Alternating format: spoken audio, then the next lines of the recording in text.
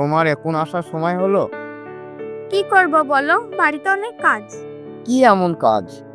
তেমন কিছু কাজ নেই, মায়ের শরীরটা একটু খারাপ হয়ে গেছিল তো, তাই একটু আসতে দেরি হয়ে গেল। তুমি কি রাগ করেছো? সরি দীপা, তোমার মায়ের শরীর খারাপ তো, তাই আমি বুঝতে পারিনি। সরি বলার কিছু নেই, তুমি না জেনে বলেছো, তুমি জানলে কি আমাকে বলতে? আচ্ছা, ওসব কথা বাদ দাও তো।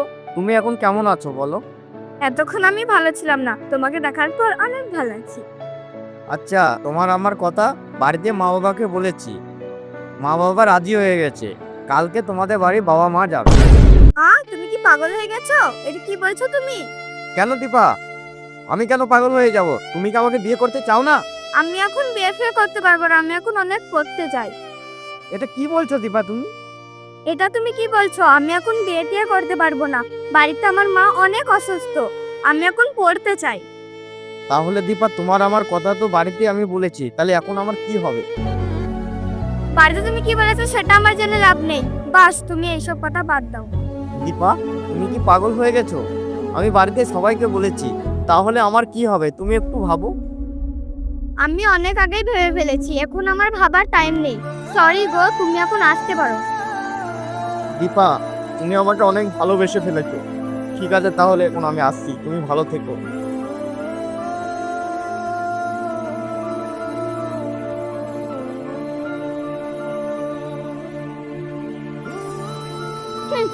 সব দেখো আমাকে বিয়ে করবে।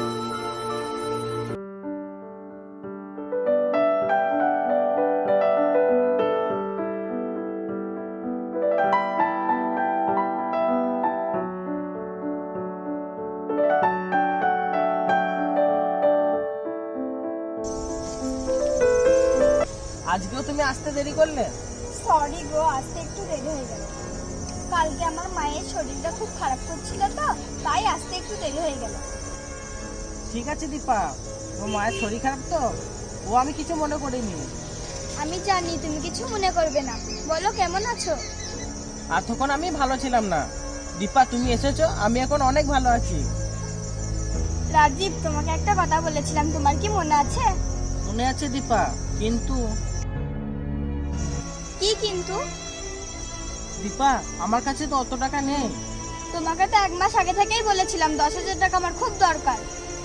বেকার ছেলে মানে, হাতে দামি ফোন, গলায় সোনার চেন, আর আমি তোমার কাছে 10,000 টাকা চাইলাম, তুমি আমাকে দিতে পারলে না। কিসের ভালোবাসো আমাকে?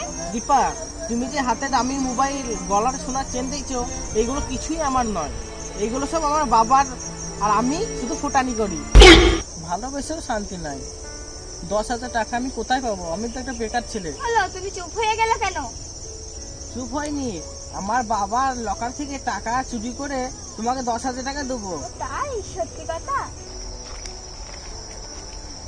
আরে ওটা তো দীপা না, তাহলে এই খবরটা তো বাবু ভাইকে দেওয়ার দরকার। যাই বাবু ভাইকে খবরটা দিয়ে আসি। বাবু ভাই, তোমার গার্লফ্রেন্ড না একটা ছেলের সাথে দেখলাম আমি। কোথায় দেখলি তুই? ওই তো বুড়ো বট গাছ আছে না, ওখানে একটা ছেলের সাথে বসে আছে দেখলাম আমি। ঠিক আছে, আমি দেখছি। ঠিক আছে।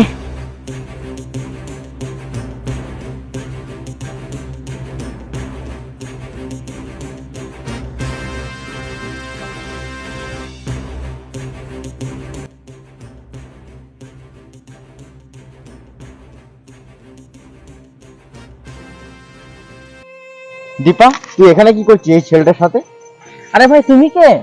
আরে ভাই, আমি এর সাথে 5 বছর ধরে, এটা আমার গার্লফ্রেন্ড, এর সাথে আমি 5 বছর ধরে রিলেশন আছে। একে আমি ভালোবেসেছি, আমাকে ভালোবেসে সবকিছু পকেট মকেট খালি করে দিয়েছে, এখন আমাকে আরে ছেড়ে দীপা, দিয়েছে। তুমি এটা কি শুনছি তোমার মুখ থেকে?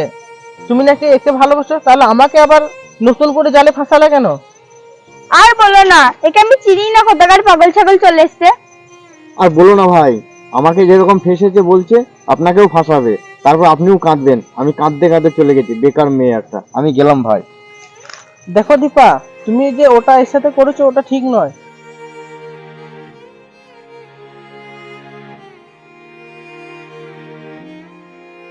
পাঁচ বছর একসাথে রিলেশন করে আবার নতুন করে আমাকে কেন জালে ফাঁসালে?